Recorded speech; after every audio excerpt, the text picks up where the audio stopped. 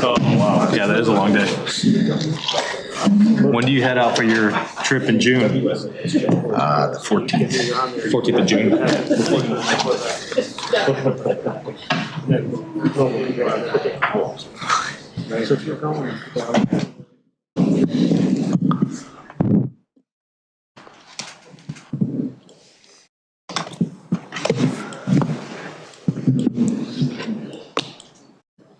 So within a 5-minute period of time, we went from not having a quorum to almost a full quorum, so I appreciate everybody's arrival. So with that, we will convene the regular meeting of the Batavia City Council for Monday, May 20th, 2024. I'd ask that you all please rise for a brief invocation, be followed by the Pledge of Allegiance. Tonight, as a community, we have much to be proud of and much to be thankful for. And one of the events of this past month has been the Batavia Men's Brotherhood Banquet of all the men from all the churches in town. And I had the opportunity to speak at that, and it was a very warm felt and highly appreciated opportunity for all the men of all the churches to get together and to share their ideas and their beliefs in God.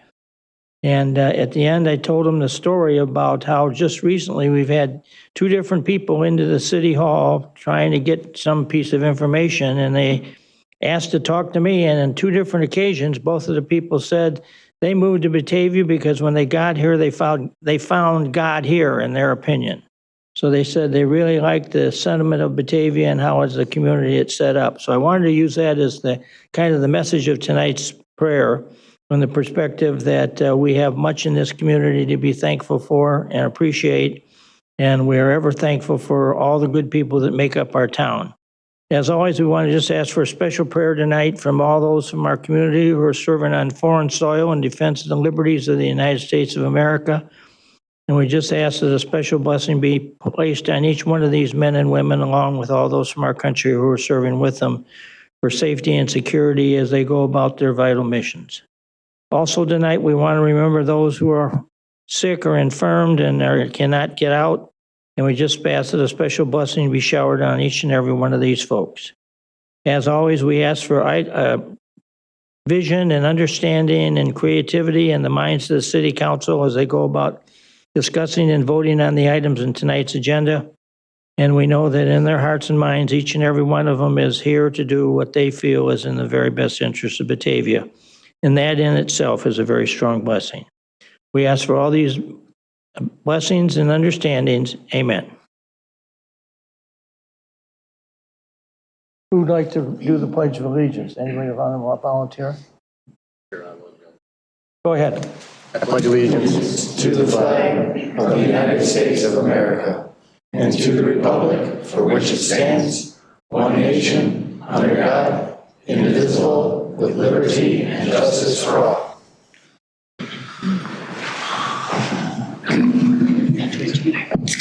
Ask the city clerk to please call the roll. Barraza. Here.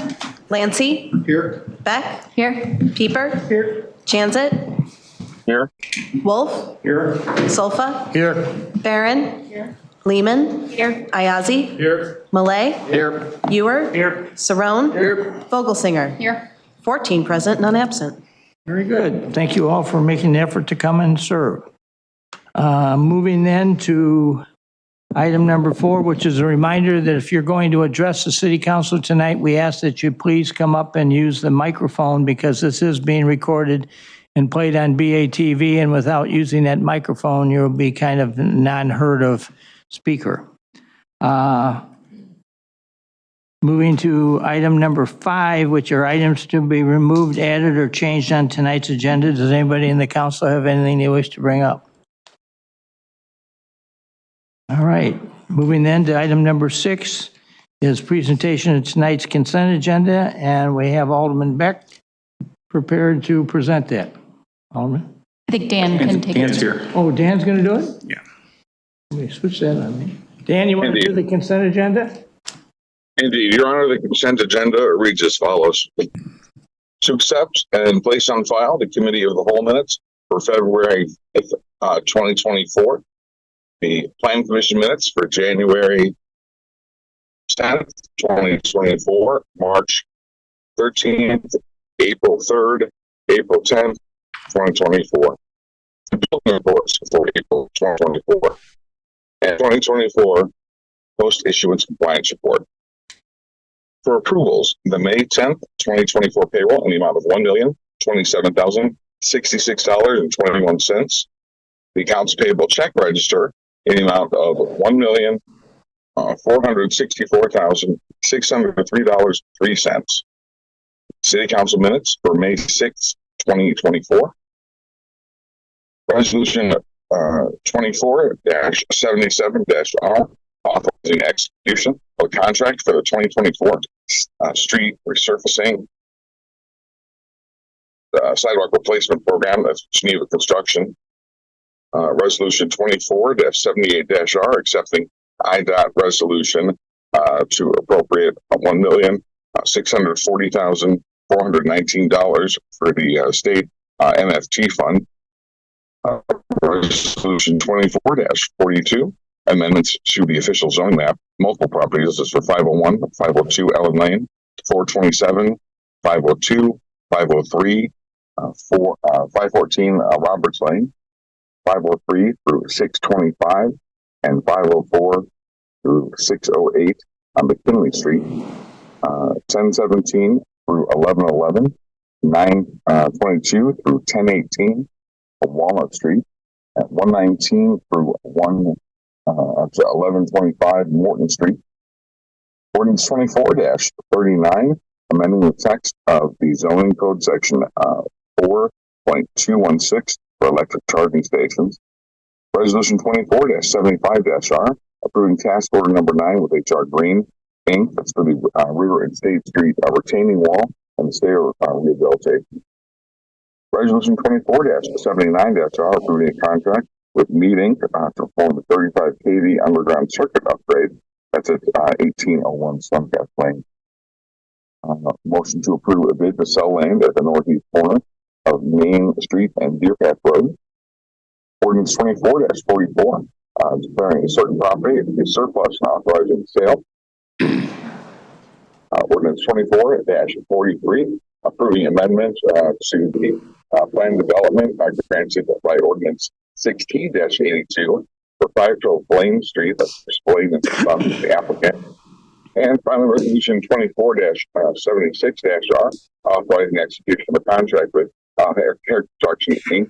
That's for the 2024 storm sanitary sewer line project. John, I would move that we approve the consent agenda as read. Second. Motion and second for the approval of the items as presented on the consent agenda. Any discussion? Clerk, call the roll. Janset. Wolf. Aye. Solfa. Aye. Barron. Aye. Lehman. Aye. Ayazi. Aye. Malay. Aye. Ewer. Aye. Saron. Aye. Vogelsinger. Aye. Baraza. Aye. Lancy. Aye. Beck. Aye. Pieper. Aye. 14 yes, no, none absent. Motion's approved. Move to item 7 is matters from the public for items that are not on the agenda. Do we have anybody this evening? It's not. Okay, item number 9 is, I think, a very special moment. We are going to recognize the gift from the estate of Jane M. Peterson, which funded the sculpture on the columbarium at the West Side Cemetery. Item 8 first. Pardon? Item 8 first.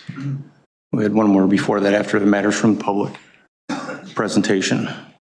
Okay, yeah. Do we have anything from item 8, which is update on the wastewater treatment plant rehabilitation? Jerry Ruth?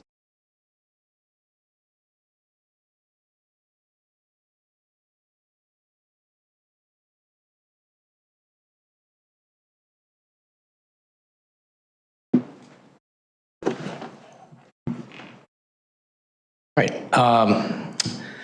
Thanks for having me again. This is the update for the Phase 2A project at the wastewater treatment facility, update as of today, but for May of 2024. The bike path and road closures and detours are still active. Just another reminder for everybody to be careful while entering or leaving the area, and be sure to pay attention to all directional signs. We'll talk about that when you're done. Okay.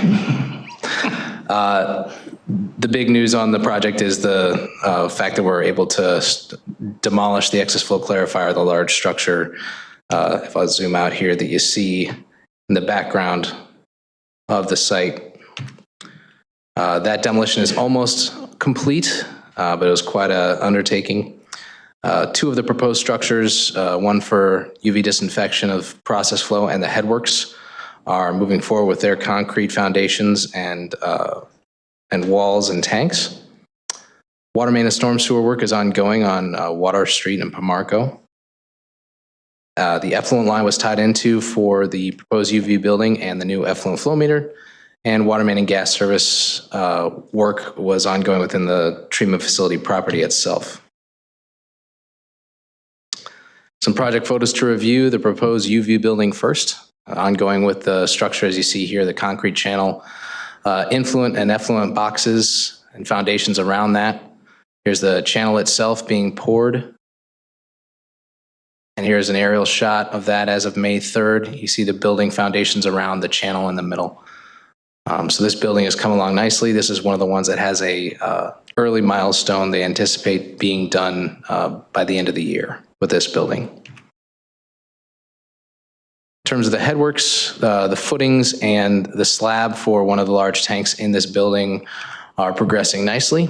They've got the concrete slab placed and the walls around the lower section of this tank, as you see in the background on the right side of here. Here's an aerial again from May 3rd showing the progress, leaving the north wall exposed so they can have access for their equipment to get in and place all the concrete that they need. Offsite work, storm sewer on Water Street is ongoing. It's like one of the last things to do on the underground portion of the offsite work for this project. And there's water main installation on Pamarco Drive. And the water main up on Water Street should be complete with all services as well. So that should be up and running. Intersections here shown on the left for Water Street and Main Street, and on the right for Water and Union. So we still don't have the road paved out, but it's being reconstructed. End of May, early June, we should be by the end of June free and clear through that street. And here are the north and south ends of Pamarco Drive. That'll be trailing. It's not as high traffic area. We're prioritizing Water Street. And as I mentioned, the road and bike closures are still active. Inside the fence, natural gas installation, roughly 900 feet of natural gas line was run. Temporary force mains and piping demolition inside the fence. It's sort of hard to tell from this picture, but sorry. The building in the upper part of the picture is the old headworks that we're replacing near the center of the plant. Here's the old on the left and the new on the right flow meter on the 24-inch effluent line. It was installed and is now operational. And here's some pictures of that excess flow clarifier being removed. Contractor broke into the east side of the tank to get their equipment inside, and then piece by piece took the structure down. In terms of an update on cost, roughly 24% completion as of today, based on the days remaining in the contract. Overall, just over $14 million spent on engineering costs and construction costs. We do have one change order processed for an amount of $64,500, roughly 0.1% of the total contract value with no time associated with it. In terms of schedule, generally everything is on track. The only thing that was pushed, which wasn't a required contract milestone, was the bike path was delayed by about a month. But the plan is still to have that operational and accessible to the public by the end of July. And that is the update for May.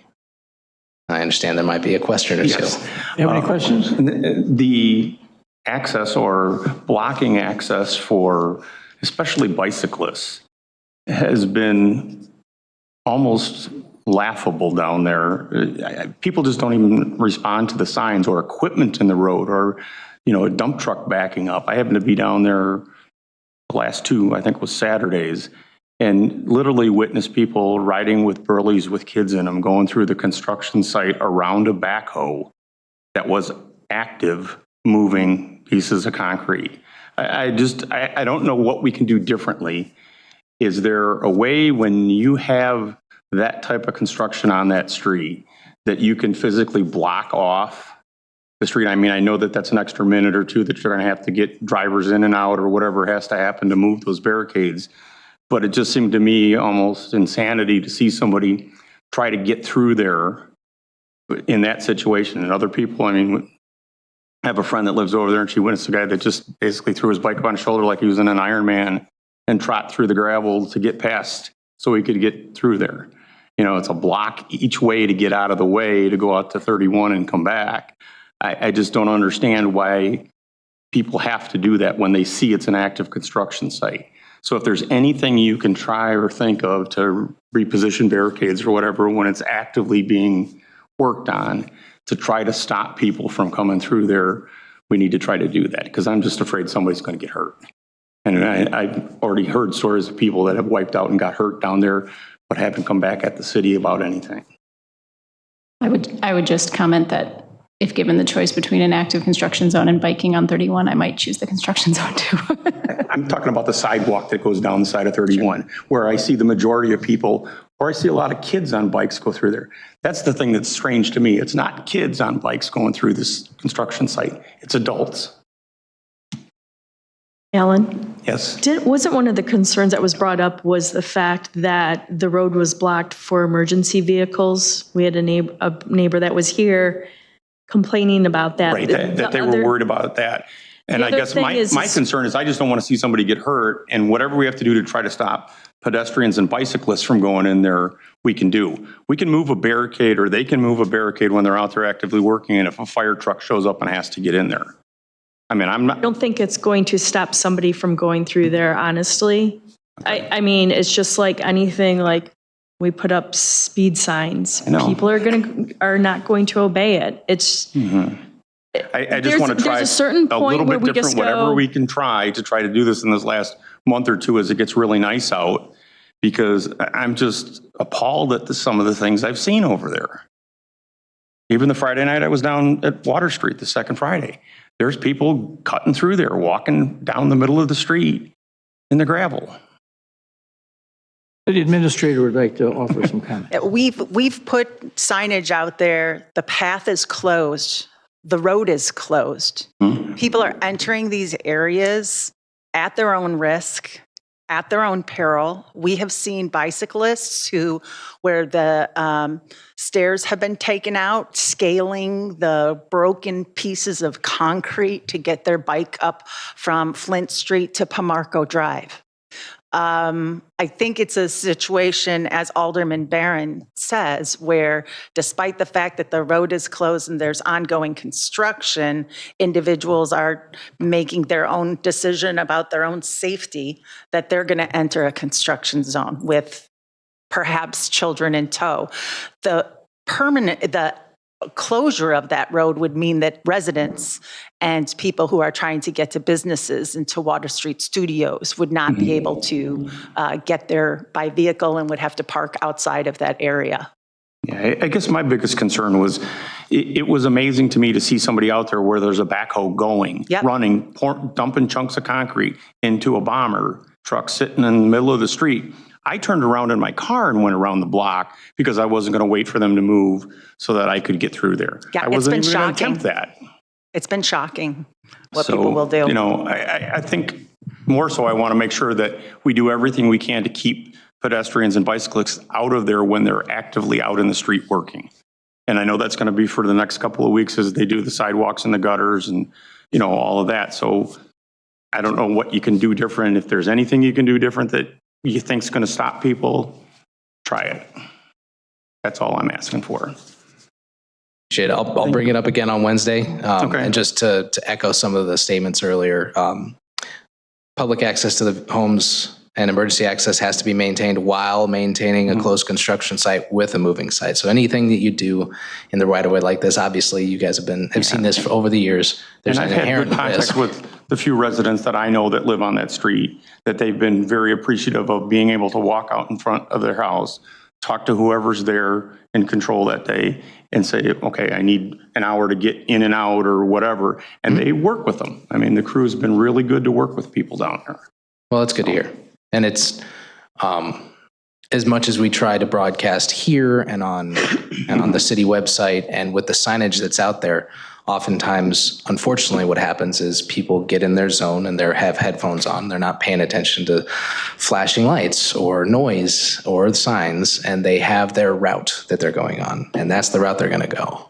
So we do our best to blockade as much as possible, put the signs physically on the sidewalk, but as we've noted, it's just hard to stop everything. Okay. But we'll bring it up again, and we will certainly talk about if there's anything we can do specifically with the tasks we're talking about now. So we're talking about curb replacement, sidewalk replacement, driveway aprons, and then eventually, finally, the actual roadway reconstruction. So there is going to be a lot of activity up there, and I know that we're getting close to, well, we're in the nice season of the year, and so people are out a lot more.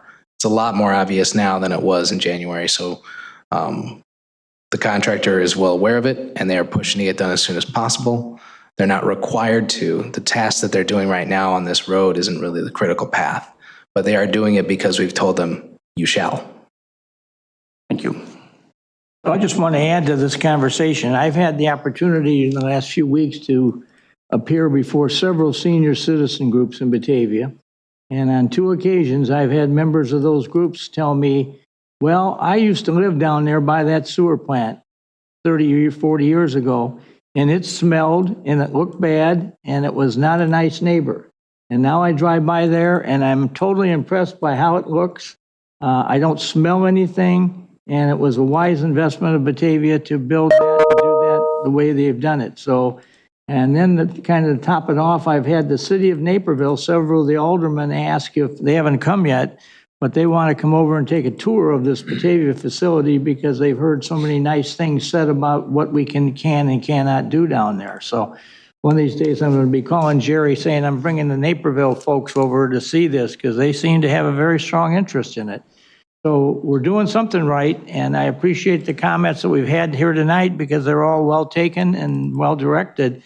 But I would just wanted to add here, in comparison to what it used to be in the old days and how it smelled and looked and did whatever, we've come miles away in progress in the last few years under Jerry's leadership and the engineering. This work has been done, and so we should be very pleased, I think, when this is all over with. And I wouldn't surprise me if we don't have to build something more onto that pretty quick. So we'll see.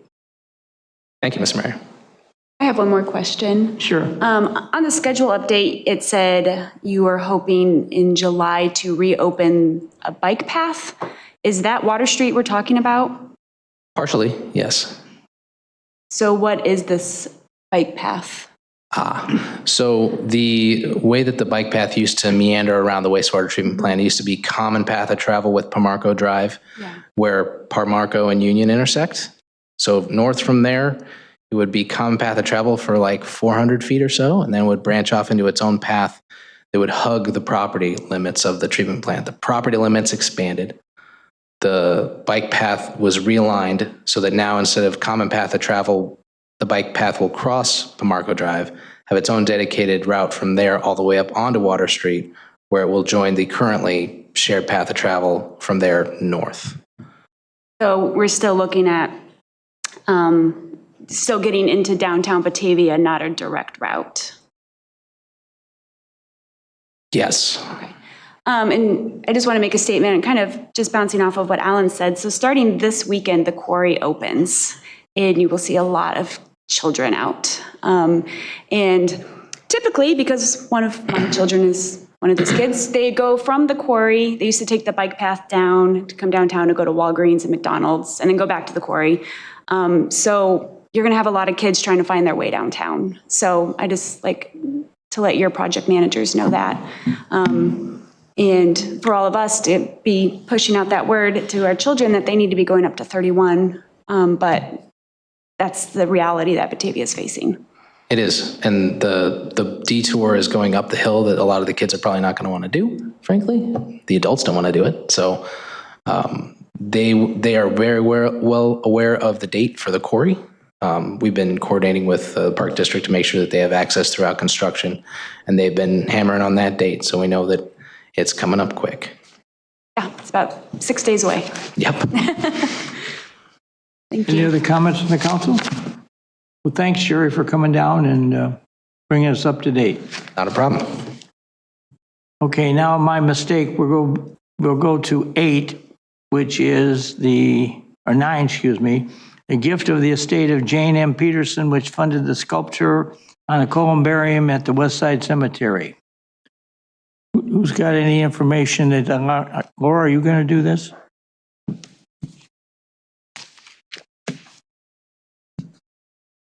This actually goes back to when I first started working with the city.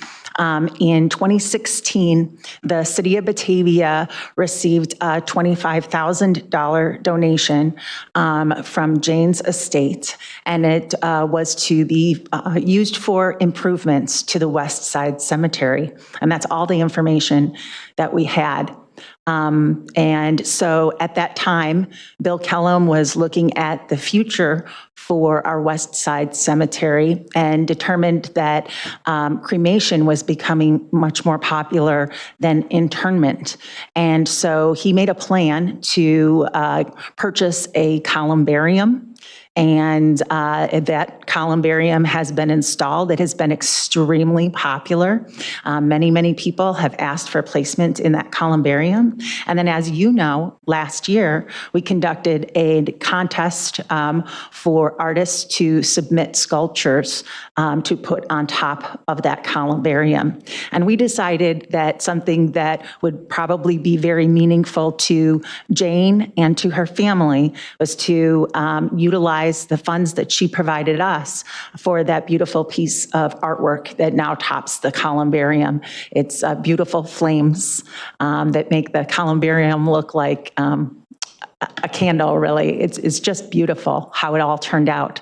But in addition to saying thank you to Jane Peterson and to her family, we would also like to recognize the efforts of Bill Kellum, who has done a magnificent job of planning for the future of our cemeteries and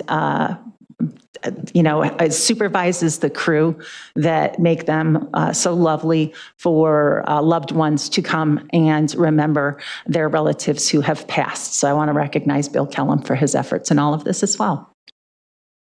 Thank you. I would just like to offer that this is a nice addition to that cemetery down there.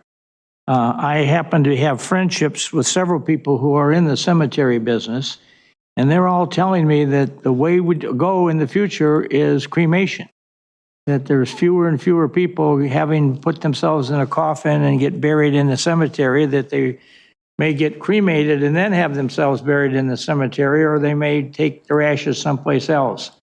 But I know we've already kind of done some preliminary planning out there that we may need another cremation subject stand in there in the near term. And so I think we're ready to figure out where we'll put it if the day comes that needs to be done. I think we can add some complementary pieces around the center that we have created. That's an interesting question. A lot of people have now seen that, and it's causing a lot of people to kind of rethink how they want to be, put into the cemetery or not put in, or how they're going to do it. And for those of you who don't know, we have a very unique situation down at the West Side Cemetery up on the northeast corner. There's this big open area right by the tree line that goes down to the quarry that there's not much at all in it. And back a few years ago, we had some people come in and try to buy a cemetery lot there. And our staff went out and tried to dig into it, and we got all these bones immediately came out of the ground. And what we found out was there had been a cholera epidemic in Batavia in 1877, and literally dozens of people had been buried there with no record, no idea of where they were being put or placed or whatever.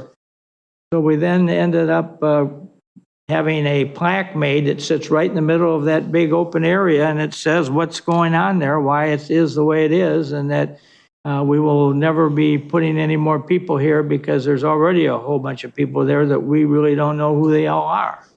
But I thought that was a nice way to deal with something that got handed to us almost 100 years ago. But there's cemeteries are a very unique aspect, and any town you talk to has got their own stories about them. And I like to think the Batavia's has been, both of ours have been well maintained and managed and planned, and that we've got the right places and the right people and the right information going at the right place. So I'm thinking, though, that with all the new people that are moving into town, there's going to be a whole bunch of folks that are going to want to look for some place to be laid to rest, and we're probably going to have to come up with a good answer.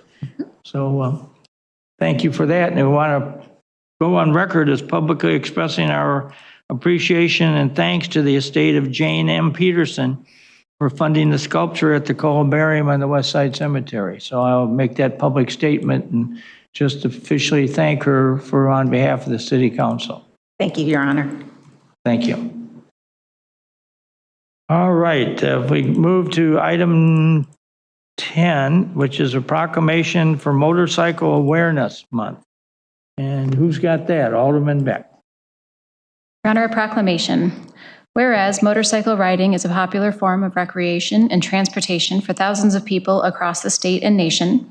Whereas motorcycles are a common and economical means of transportation that reduce fuel consumption and road wear and contributes in a significant way to the relief of traffic and parking congestion.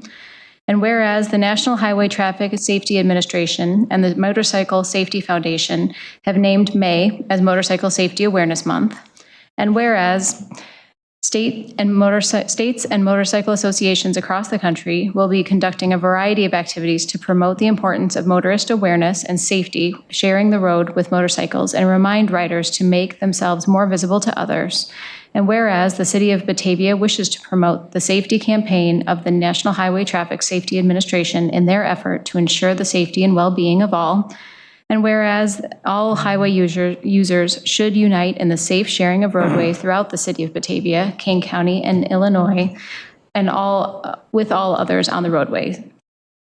Now, therefore, I, Jeffrey D. Schilke, Mayor of the City of Batavia, Illinois, do hereby proclaim the month of May 2024 as Motorcycle Safety Awareness Month and urge all motor vehicle operators to join in this effort to keep our highways safe. Signed, Jeffrey D. Schilke, Mayor of Batavia.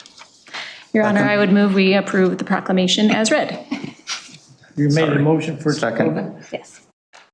Second. Clerk, call the roll. Beck, Aye.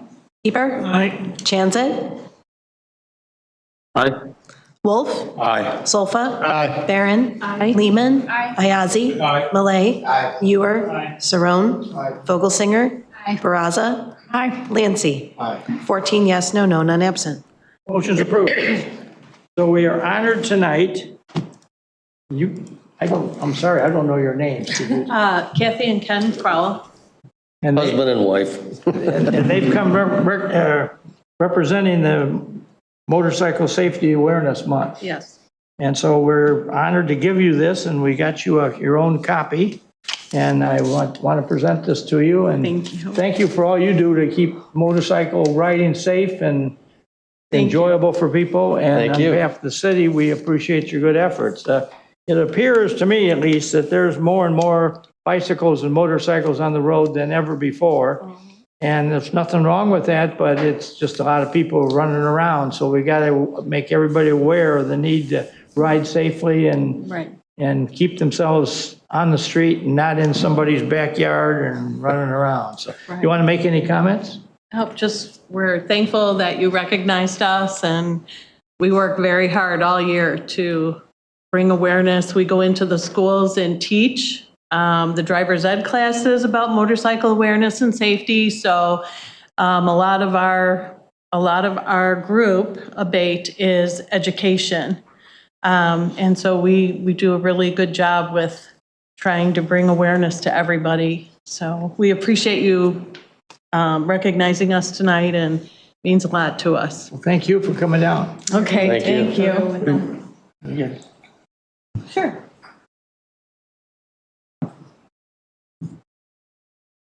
Thank you so much. Thank you.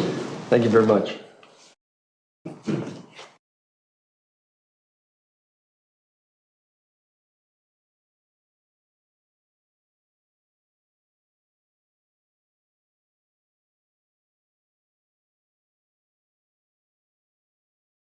All right, moving right along then, next is item 11, presentation of Batavia Well Initiative. And I see we have representatives here from that, so the microphone is yours.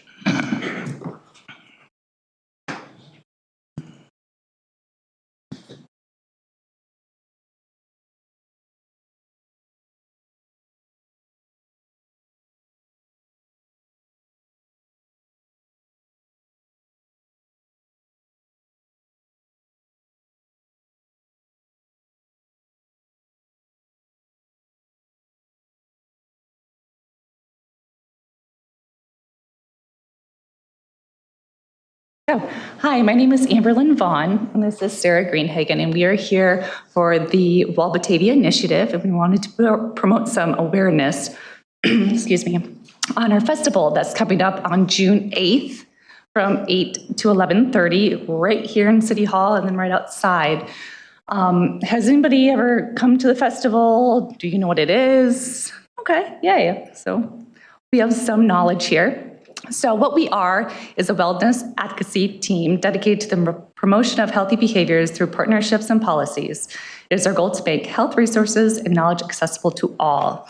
So the festival itself has two different aspects. One aspect is the vendors. So we get about 10 to 12 different vendors coming in from different pillars of health awareness. So holistic health, healthy practitioners, healthy world, healthy home, we even added spiritual health. So some local churches are going to be involved this next festival. And then we also have what we want to focus on is the prevention village.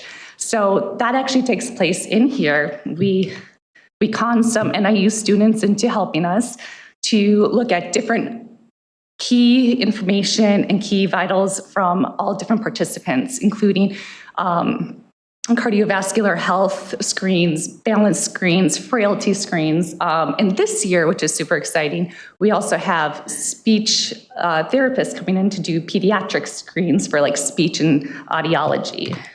So why is this important? Pretty obvious. If you're looking at any sort of statistics out there, there is an increased rise in chronic health conditions. And this is very important to us because we work with this within our community. So we're looking at increases in diabetes, high blood pressure, heart disease, frailty, all those things that not only physically affect our community, but also the cost in our community. So she's going to tell you some stats. I like the research part of it. One thing that I wanted to mention as well is we are physical therapists, once again, within the community. I'm a professor at NIU, and I try and bring this awareness to the graduate students of the physical therapy program, as well as audiology and SLP, and those are the students who in turn come out and volunteer to be able to interact with our community and really learn more about their current state of health and what are action steps that they can take from a preventative lens. And I think it's important today to talk about why prevention, right? And I have up here some information about just the prevalence of chronic pain. We know that at least 20% of adults report pain daily or most days out of the week. That is an incredible number, right? That's a lot of people experiencing pain. We also have a lot of predictive data on what the impact of chronic disease is going to look like in future years. So when we're looking 5 years out, 10 years out, what kind of rise are we looking at? And it is predicted that we're going to see upwards of a 99% increase by the year of 2050 of these conditions that Amber had mentioned. So that would be diabetes, that would be high blood pressure, high cholesterol, that could be frailty, which yields falls and things of that nature. But what that tells us is the rate of chronic disease and having more than one chronic disease, so multiple chronic diseases, are probably going to outpace the number of providers that can treat these chronic diseases. So this is something that we need to get ahead of the stream on and really talk to the public about.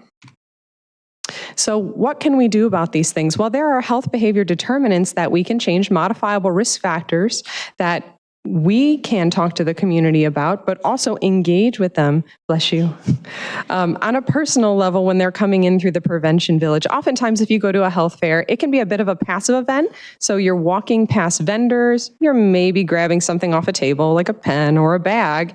But here, these individuals are getting to sit down and talk about what their sleep is like, what is their recovery like, what's their nutrition like. Let's talk about their cognitive status, their speech, their hearing, their physical ability, and we'll look at a little bit of data here in a minute, but these are all modifiable factors for chronic disease.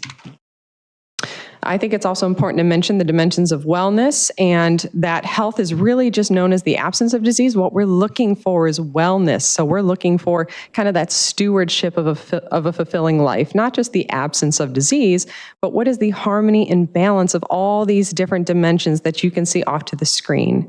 There's a few different ways that that can be achieved. Finding purpose is one way, contributing to your community, volunteering, like you all are doing tonight.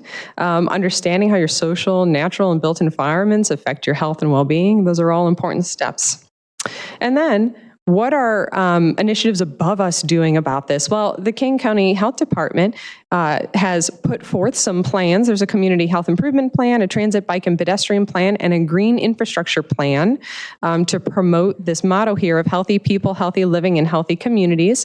There's also the Healthy People of 2030 from the U.S. Department of Health and Human Sciences, which takes a look at the social determinants of health, which tie into those modifiable health risk factors, as well as health equity and health literacy. And I thought it would be important to just talk very briefly about what health equity is. I'm not sure all of us know what that term is, but that is when we see gaps in health outcomes by race, ethnicity, or really any other factor that limits the health outcome of a particular individual.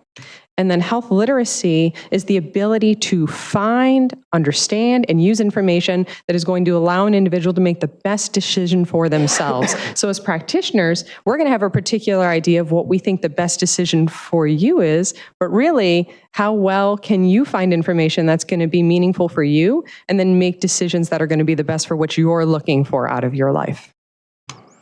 All right, I have the social determinants of health listed here that are covered by the Healthy People 2030. They're wide-ranging. They're larger than those dimensions of health that I mentioned. And you'll notice that there's a policy and law section on here as well, because really what we've learned through the research about prevention is it's not just about changing individual behaviors, it's also about changing the environment in which we operate. So for example, when we're talking about the bicyclists that are very motivated to go through a construction zone, right? They're on a particular path and they're looking to get their fitness in that way.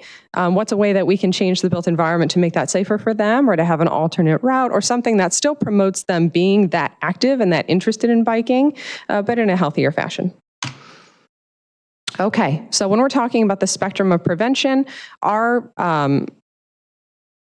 health fair is existing kind of within, if you're looking at this, level 1, 2, and 3, we are partnering with other providers within the community that allow us to educate providers on the dimensions of wellness. We're promoting community education, which is level 2. And then level 1, we're strengthening individual knowledge because we're working with each person that walks in individually, which is kind of a really exciting thing to do, especially for my graduate students to see, because I'm hoping that that's what they do when they become providers as well. They have those one-on-one conversations. But it's also important to note that number 6 there, influencing policy and legislation, is really how we move the needle. And that's where you guys come in, right? So I think making sure that we're focusing on the spectrum of prevention here is important as well. Primary prevention is effectively getting ahead of the stream, tackling things before they become a problem. Secondary prevention is when you walk into my office because you sprained your knee, and now you'd like me to do something about it, and we can work on that. We want to operate more from a primary prevention standpoint, so not as many people need to walk into the office. Examples of that certainly, and we've been here talking about this before, but walkable cities and towns, walkable neighborhoods. We know that these things reduce the incidence of chronic disease because individuals are out engaging with their community and being far more active with their community. I have a little bit of research here, and if we had more time, I would go line by line, but we don't. But I think it's important to know that there's a lot of research that supports bike lanes, safe school routes, mixed land use, a lot of green space that we can interact with, as well as just the placement of recreational parks and paths and those kinds of things. These are the kinds of screens that Amber was talking about. You can see my daughter in the corner, Annabelle. She was taking blood pressure. in that moment. And then this is a QR code that you can use to sign up for a free health screen. And you can go to our website, which is listed there as www.wellbatavia.com. And you can also, if you have a kiddo that you'd like to have their speech assessed, you can register for that ahead of time as well. We do have some data that demonstrates the prevalence within our community that we've taken over the past few years. And you can see that it lines up pretty succinctly with the prevalence that we see in Kane County. I pulled the most recent numbers that are listed on the dashboard for the Kane County Health Department here. And you can see the prevalence of diabetes in the Medicare population as of 2022 is about 24%, and that's of diagnosed diabetes. Okay, we also have numbers here of people that were ever told they had high blood pressure at 32%, ever told they had high cholesterol, 29%. Okay, which lines up with some of the other metrics that we've taken here. You can see the blood pressure measurements here as well. And then the actual prevalence numbers, high blood pressure 32%, high cholesterol 31%.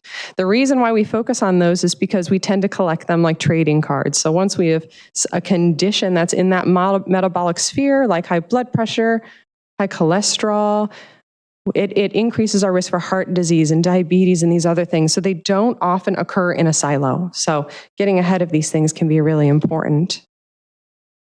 All right, we also take a look at gait speed because we know that those of us who fall more often or have difficulty walking or pain walking generally don't make the choice to be out of the house to walk a ton. So getting an idea of how quickly we walk is also an indicator of mortality, as is balance. Ideally, we'd want everyone to be around that 30-second mark. You can see at the top, you can see where the majority of our clients were ranked last year, and they were kind of within that 20 to 10 to 0 second.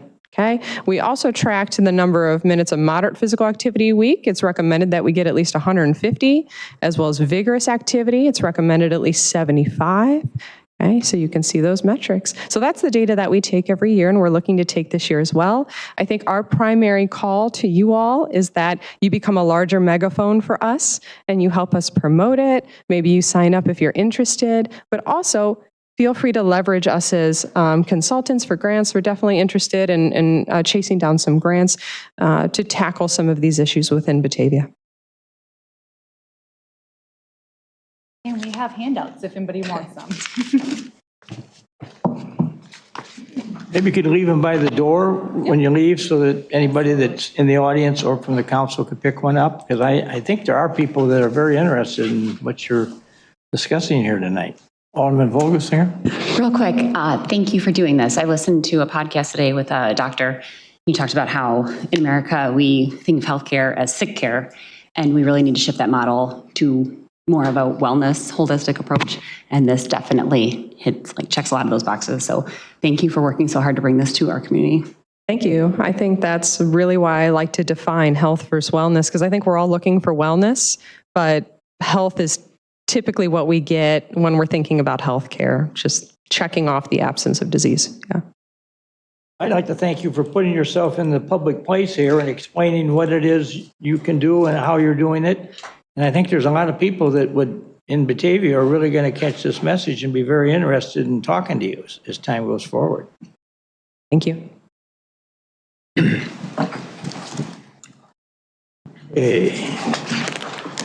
Our next item then is reappointment of Nancy Vance to the Batavia Board of Fire and Police Commissioners for a 3-year term. I would make that appointment, and I'd ask for a motion of confirmation. Moved. Second. Motion by Alderman Wolf, second by Alderman Sofa. Any discussion? Clerk, call the roll. Wolf. Aye. Solfa. Aye. Barron. Lehman. Ayazi. Malay. Ewer. Saron. Vogelsinger. Baraza. Lancy. Beck. Pieper. Chanzit. Aye. 14 yes, no, none absent. Thank you for that vote of confidence. Mrs. Vance has been a very star-studded supporter of the Fire and Police Commission and has really taken that thing to a very professional attitude about it and really has done a nice job. So I just want to thank you for reconfirming her appointment. It's good to have her on in that board. Okay, moving to 13, which is Main Street, and we got the executive director here. So, Hi. Beth? I'm trying to figure this out, so. Okay.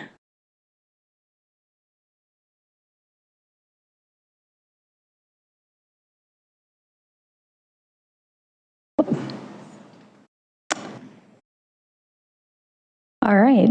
Thanks so much for having me tonight. It was a busy month for us.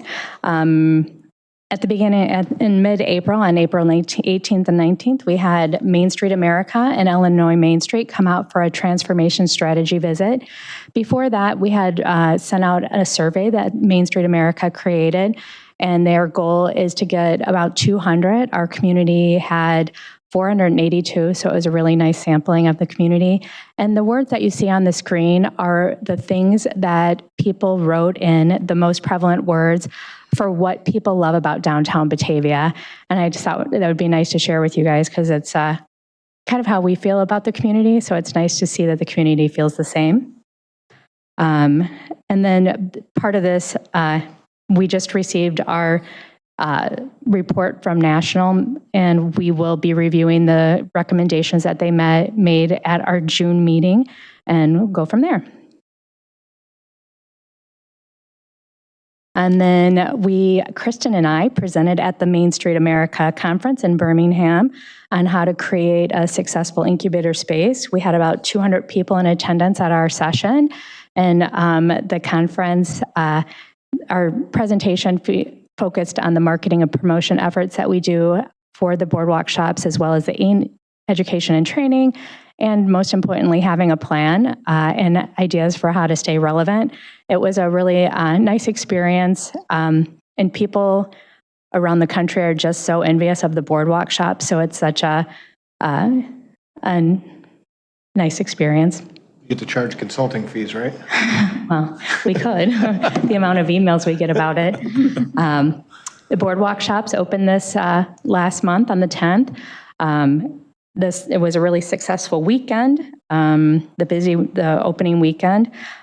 We had lots of people, but we're doing a promotion called Shop the Boardwalk, Shop the Town. And basically anybody who makes a purchase at the boardwalk shops gets entered into a raffle to win $50 in downtown dollars. Those dollars cannot be spent at the boardwalk shops, but they can be spent at participating businesses in the downtown district. The first weekend, we had 347 entries, and that was from 68 different zip codes. And on the second weekend, we had 59 zip codes. And then for the total of the first 2 weekends, it was 95 unique zip codes that visited the boardwalk shops. So that's why we feel that this promotion is really important to push people out into the downtown district. And then another thing we've done just to get people moving around downtown, we partnered with the Batavia High School Rock the Runway program to take designs that students created. That program is a wearable art show where students can make designs out of anything but fabric. So you can visit these shops through the end of the month to see the student creations. They're really amazing. And if you haven't been to the show or seen these garments, it's really worth a visit. And then we just had our annual meeting last week. We elected 2 new board members. Amy Larson from BEI and a Batavia resident is joining. She's been serving on the boardwalk committee for the last year. And then Nick Schneider, who is just a Batavia resident, not just, but a Batavia resident. He's been on the farmers market and the cocktails in the park committee, so we're really happy to have them. And then Bob Hansen, after 10 years of service on the Main Street Board, is now stepping down. We will miss him so much. He's done so much to really drive our program forward and really spearheaded the boardwalk shops. So we'll miss him on the board, but he is going to stay on the boardwalk shop committee. So that's all I have. Does anybody have any questions? No, I said I had a question for you that I'd talked to you on Monday. Remember, I can't remember what we talked about on Saturday. Well, you sent me information about the bathroom. I did send you information. Yeah. That's one of the things. But there was something else. I'll remember it. I can't remember either, sorry. Yeah. Anything with the farmer's market? Oh yeah, the farmer's market opened last weekend. It was great, very busy. There was 50 vendors for the farmer's market and another 53 for artisan collective. So there's people all over downtown. we've just been really happy with the success of that. I did stop by the boardwalk briefly during the farmer's market, and it was crowded. So it was really nice to see. What about the Wednesday night work? Oh, okay. Thank you. And then we are also adding a Wednesday night farmers market starting in June. That's just going to be a much smaller scale version of our Saturday market. We have about 20 vendors. It just will be on River Street between Wilson and State. So we're excited to have a new addition, and we will be promoting all the other businesses in the downtown district that will be staying open too. Did I see, was that like 700 and something people in 95 zip codes, different zip codes? Yeah. Is that unprecedented? I mean, that's just a big number. Well, this is the first year that we collected zip codes from all of the people that are actually making purchases. And those are the ones that actually filled out the raffle card. So yeah, it's a really impressive number. The draw is really good to the boardwalk shops. Yeah. I had the opportunity this morning to be part of a meeting of 50 mayors over at Elmhurst College. And I walk in there, we're going to talk about this type of stuff, but we were basically having a rally about how dismayed we are with the state government is what it was. And 3 talked and the rest of us just stood behind them and had our pictures taken. But when it was over with and everybody kind of figured out who everybody was, I had no less than a half dozen mayors from the area want to ask me about the boardwalk shop and the River Street rebuilding. And at least one took my business card and said he's calling me and he's coming down on a Saturday and let me tour him around. So if he shows up, I'll let you know. But Yeah. there's a lot of interest in Batavia. We're standing out pretty high and mighty in the region as somebody's doing something that's impressing a lot of people. Yeah. And if you talk to the vendors that are there, I spent a lot of time last year just observing things and talking to some of the vendors. And it's amazing how this is one of the places that they put at the top of their list of where they're going to go, where they're going to spend their money, where they're going to do things. And it was interesting to me to see on Saturday how many of the vegetable, fruit vendors and stuff from out of state came with things that they knew they could sell this year early on. Plants, a lot of things that were different from past years that they've kind of developed over time, that's the thing that really works great off the beginning. So the vendors put a lot of time and effort into this because they know it is that successful. They know that there's that many people that come off the bike paths, that come downtown, that come from other cities to be here, to be part of that. So Yeah, the meat guy used to run out of the sticks I like right away, and now he's got a nice supply. Yeah, I think they've all kind of developed that, they know what they have to have in inventory, and they know that if they're really lucky, they get to sell out every day about 11:45. Okay. Yes, and I also wanted to commend you on a wonderful indoor market season thank you. as well. I spoke to one of the vendors as well who said that she had winter Saturdays that were as good as some of her summer Saturdays. So, I mean, for a winter market, and I remember when we were in Gaetano's on three or four vendors on tiny little tables, to see it grow into that is really, really amazing. Yeah. I had a similar experience. I talked to one of the outdoor vendors, and he said his best day was at the indoor market. So, yeah. I noticed the crossing guard over at River in Wilson. Is that a weekly thing? Well, that is something that we asked ESDA to help us with on Artisan Collective Days, just because it does bring so many more people. So ESDA will be there volunteering their services on the third Saturday of every month. Unfortunately, it doesn't stop the people once they're gone, where they'll cross from the goat across. And yeah. Like every time I passed through downtown this weekend, somebody was passing there with their family, and I just... Yeah.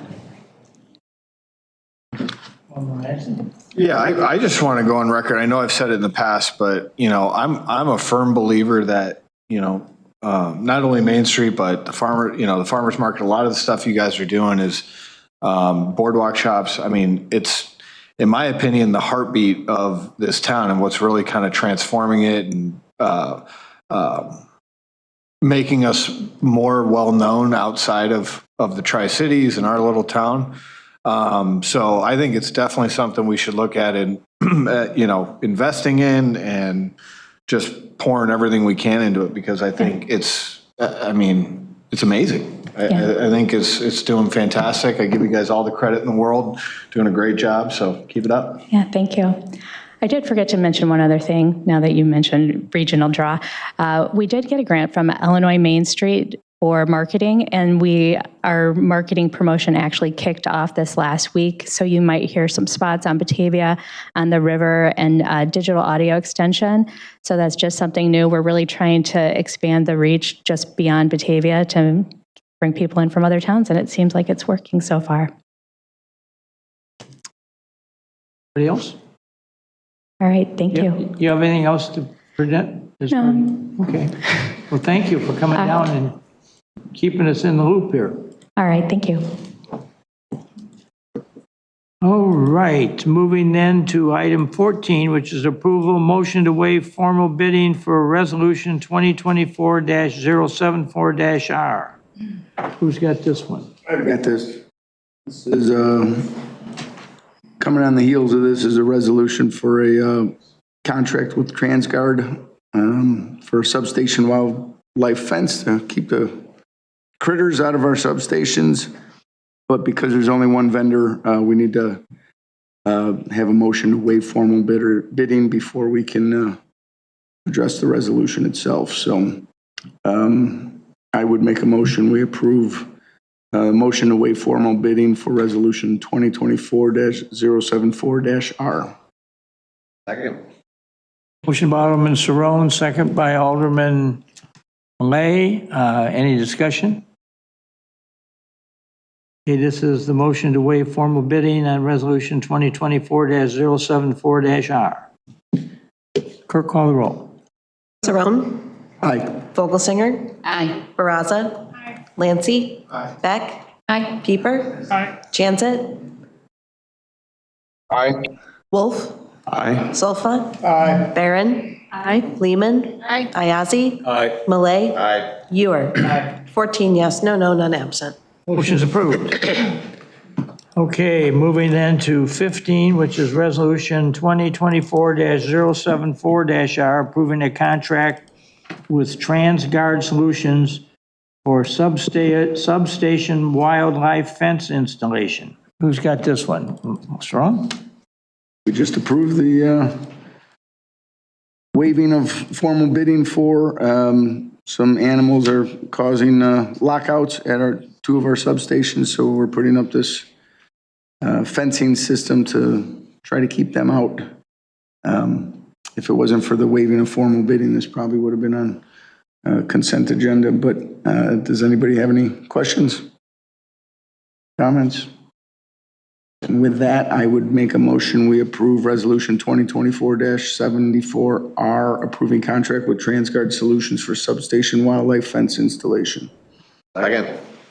Moved by Alderman Cerrone, second by Alderman Malay for the approval of resolution 2024-074-R, approving contract with TransGuard Solutions for substation wildlife fence installation.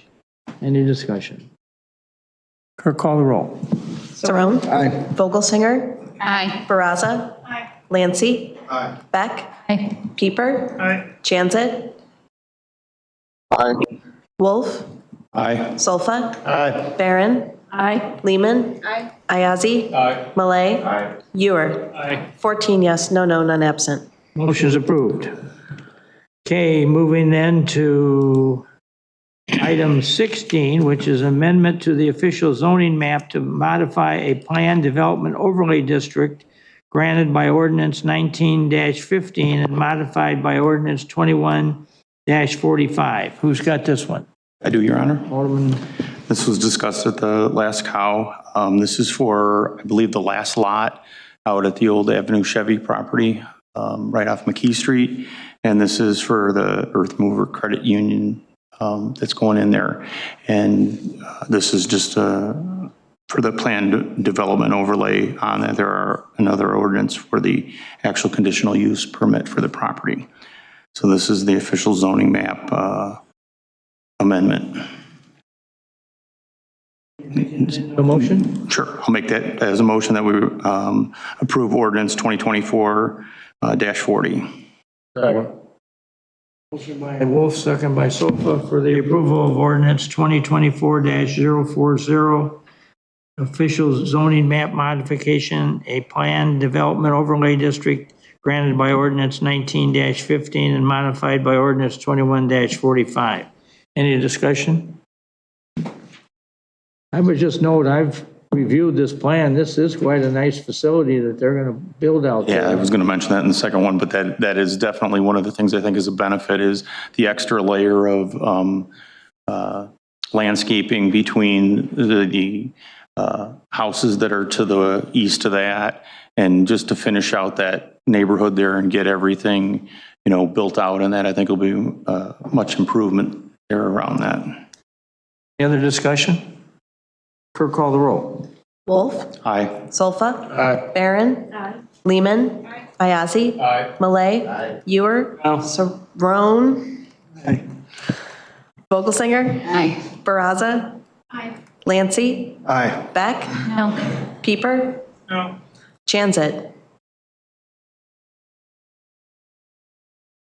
Alderman Jansen, do you hear?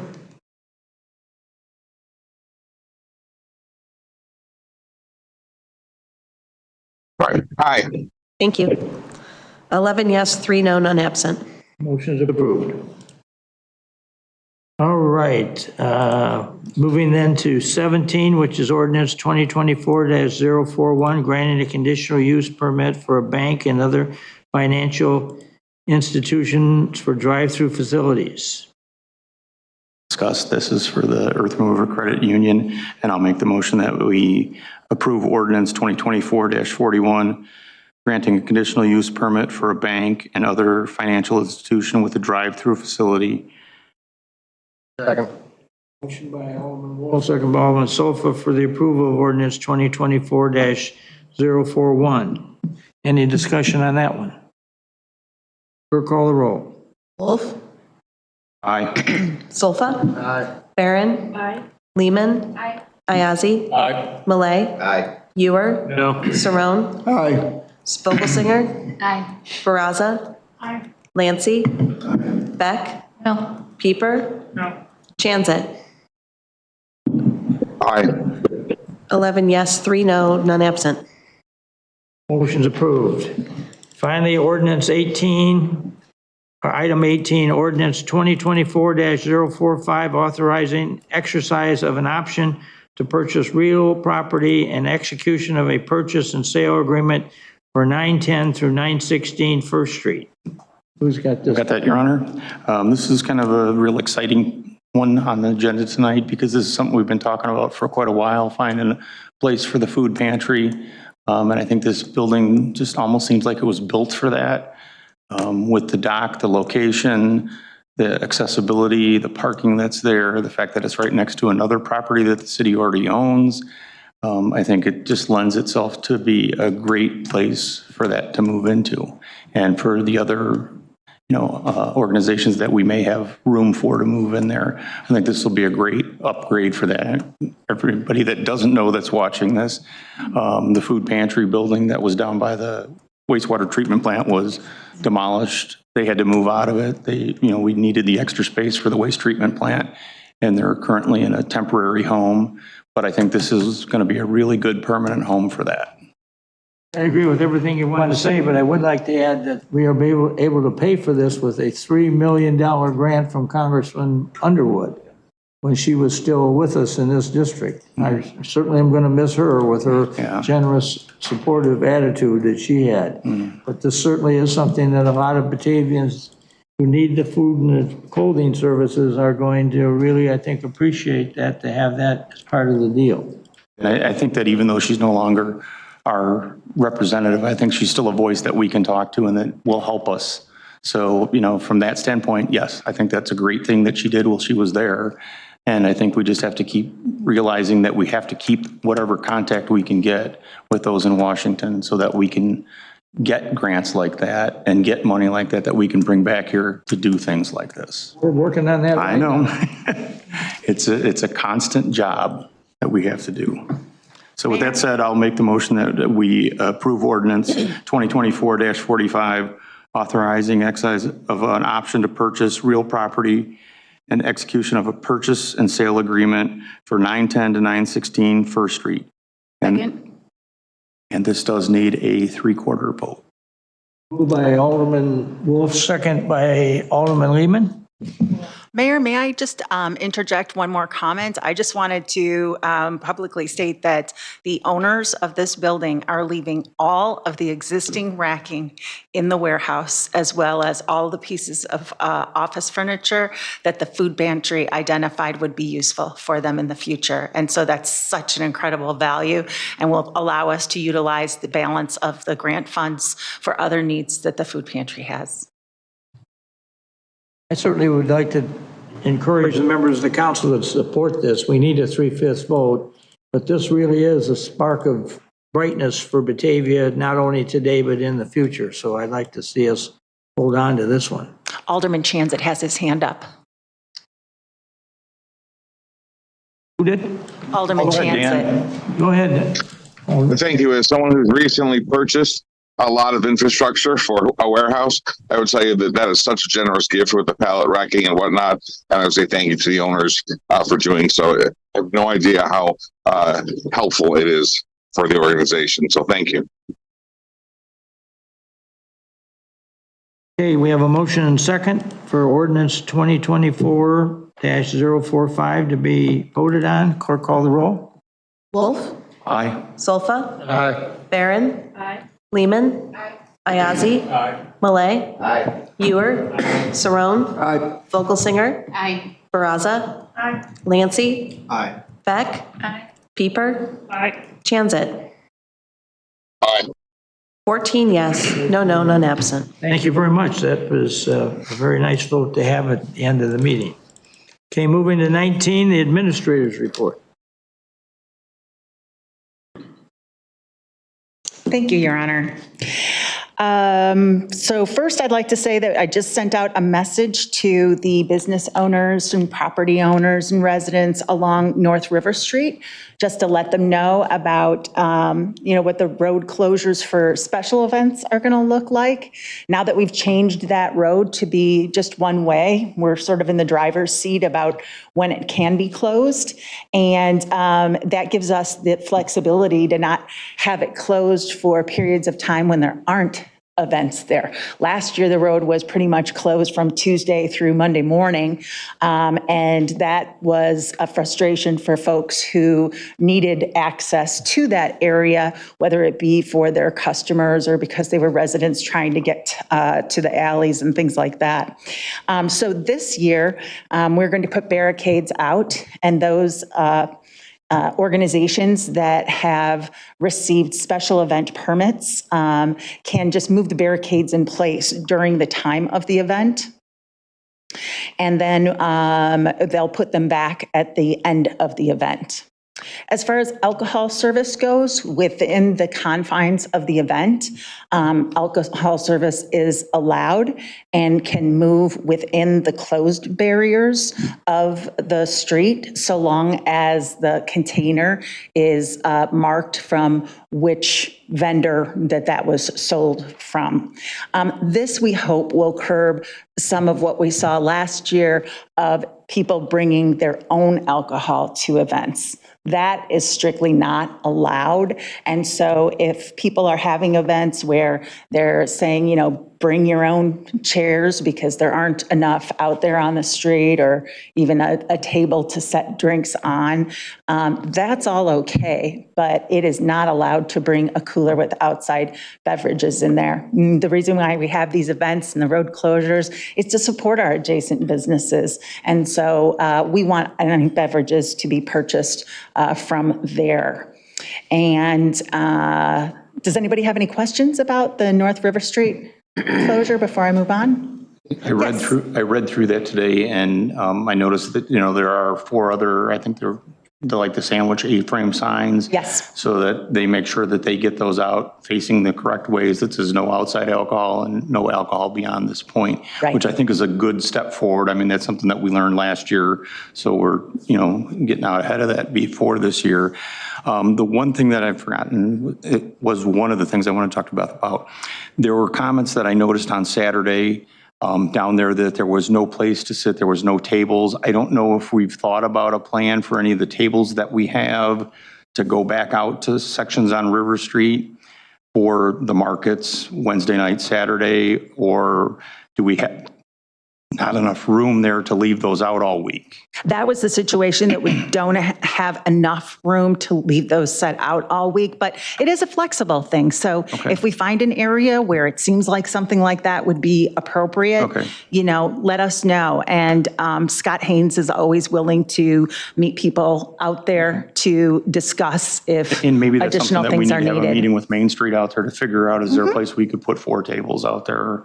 Just to add some more space for people Sounds to sit good. down with whatever they enjoy. I mean, to me, there was a lot more food vendors down there that had a lot better smelling things this year. I mean, I thought, that's going to be an opportunity for that market to grow. Yes. Great. Any other comments? Well, from the good news to the bad news, we still do not have a permit from IDOT for the road diet. And we were assured last year that if we submitted our plans, that we would have the possibility of getting this under construction in April. And here we are looking at the opening of the Hall Quarry Beach for the season, and we still don't have any anticipated date by which we will receive a permit. And so the mayor has drafted an additional letter to the Secretary of Transportation urging his action in expediting getting this permit to us so that we can implement that. That being the case, and due to the ongoing construction in the area, the city will once again be providing crossing guards at Union Street so that folks can safely cross to get to the beach this year, and will continue to do so until such time as we're able to implement the road diet, which we think will significantly improve the safety of crossing at all the intersections along Route 31. Next is, we had a fantastic event last week. Thank you to the mayor for being the host of the event. It was the unveiling of our historical marker program. We have the historical markers in 10 different areas. On Sunday at 2:00 p.m., we walked around to see 6 of those. There are 3 at the corner of Wilson and Batavia Avenue, right at the rock wall that's right by the library there. And then we walked down to the United Methodist Church. And then we also came down here to the South Plaza and saw the 2 that are right outside this building. So encourage people to get out there, see those historical markers, and to check out the website where all of the historical markers are, with additional information that we couldn't fit on the plaques. And I would be remiss if I didn't thank the Dunham Foundation for providing the $75,000 grants that allowed us to start this program, and that will be continuing in the future. And also want to thank our partners in this project, the Depot Museum, for the Park District, the Batavia Historical Society, and then also Batavia Public Library. The city has purchased an additional 500 more reusable bags to be distributed in our community. And communications shared to our website and social media, as well as a press release, that the Illinois Department of Public Health has issued a statement regarding the Mahoney Creek foam spill test, showing that there are no health risks associated with that. And then in the fire department, Chief Hansen, Deputy Chief Kessler, and Lieutenant Stevens traveled to the Sutphin plant in Ohio to conduct the chassis inspection for our new engine number 2. And our Redshift crews attended an interesting training session called Dementia Live. It was at TRICOM, and Dementia Live is a high-impact dementia simulation experience that immerses participants into the life of folks with dementia, resulting in a deeper understanding of what it's like to live with cognitive impairment and sensory change. In the police department, we're proud to report that Sergeant Chris Potoff graduated from the Northwestern School of Police Staff and Command. It's a rigorous 10-week training course for police supervisors. On May 13th, the police department conducted a senior fraud presentation for the residents at the landings that was extremely well attended. And we had a great successful Cop on a Rooftop day on Friday, May 17th at Dunkin' Donuts, both locations in Batavia. This event is one of the largest fundraising events for Special Olympics Illinois, and we were able to raise over $5,000 that day. We've got a new speed display sign, which has been installed on Western Avenue to help make motorists more aware of their speed. Public Works had a wonderful event that was hosting the third grade Public Works tours for all the schools in town, and Gary was happy to report that only one kid puked this year. And the pre-construction meeting for Carriage Crest was held on May 15th, and the contractor expressed a desire to start off right away, so we're going to be commencing in early June. And that's all I have, unless anybody has any questions for me. I'd like to make one more comment. Sure. From your earlier stuff talking about the IDOT and Secretary not responding or not expediting our permit for the road diet. If anybody wants to contact Omer Osman, the Secretary of State, including any of us here or anybody watching this, the phone number for the office is 217-782-7820. So maybe if 14 of us call them every day until they get the permit done, maybe we could get it back here sooner. Can you repeat that number slightly slower? I'll repeat it as many times as it takes. 217-782-7820. And I can just provide a little update from this meeting I was at this morning with 50 other mayors in the area. We have a very common concern. There's a lot of other cities that are sharing the same dilemma, that things aren't going quick and nobody's answering their phone and all kinds of stuff. Well, if we're squeaky enough, maybe we'll get the wheel to move. Well, let's hope, but I'm just saying that there's plenty more cities and villages out there that have similar problems going. So, and it's a variety of situations, so. Thank you.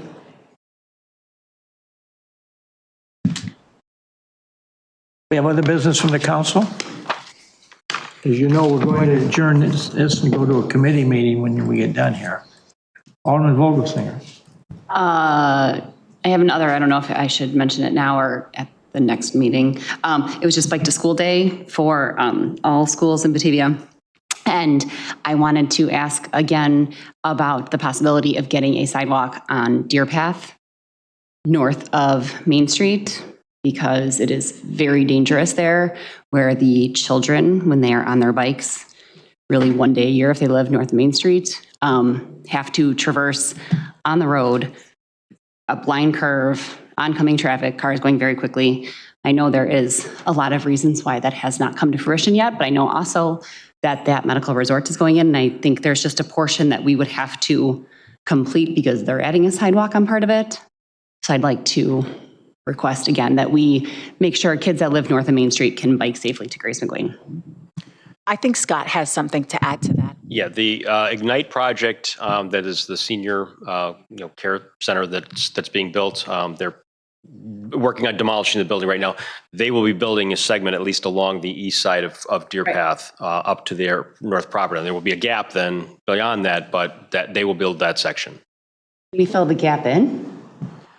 I'm not very good with concrete myself. I don't. We would probably have to talk about the sidewalk program and how that would fit into that. So. Okay. Yeah. Thank you. I've offered to take you and your counterpart from the 7th Ward on a tour and go to lunch one of these days soon.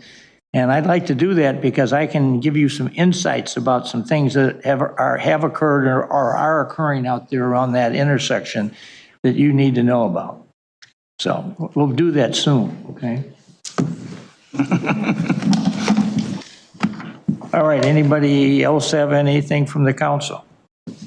I just want to say that I obviously got to participate in this dedication of the new signs that the Dunham Foundation provided $75,000 grant to the community of Batavia to put the first group up. And I think we've already got another 10 that we think we can put up. So we're not done with this, and they're very unique pieces. I invite you to go out and walk them. There's backstories, though, to each one of them, and hopefully on the computer, if nothing else, in the days ahead, we can get some of the backstory accomplished and shown about what further happened in some of these areas. One of them, I guess, is on the sign out here, talks about how this room that we're in was the room that the U.S. space industry came in and met with Dunbar Capital, DK Aerospace, and in this room, they made the fuel line that was used in the rocket that landed on the moon. And then as an aside on our sign out here, they note that one of the astronauts that was in the rocket, his mother went to school in Batavia, Illinois, and his grandfather was minister of the Methodist Church. So we've got all this kind of localized history beyond all the good stuff. So I think it's going to be a fascinating tour that a lot of people are going to really find very interesting. And we got a lot more to talk about that we haven't even put out yet on the street. So I'm thinking that Batavia's got a lot to be proud of, and starting with our city council and the interest and the support and dedication that each of you bring to this group, we're able to do some very innovative things, and we don't let a lot of things slide. And we've got a few things out there now that as a community we need to make some decisions about. And so we're going to be looking heavily at some of these questions going forward, because the world is changing and there's a lot of people doing things a little bit different than maybe they should, or maybe they're too fast or too slow or whatever. There's a lot of moving parts here in the world right now. And we got to take a very strong look at what's going on. So, and we've got a great staff here to kind of oversee what's going on here. So with that, I would say I ask for a motion to adjourn. And moved. Second. Motion and second. Take a voice vote. All in favor? And we're going to take about a 5-minute recess, and then we'll let Alderman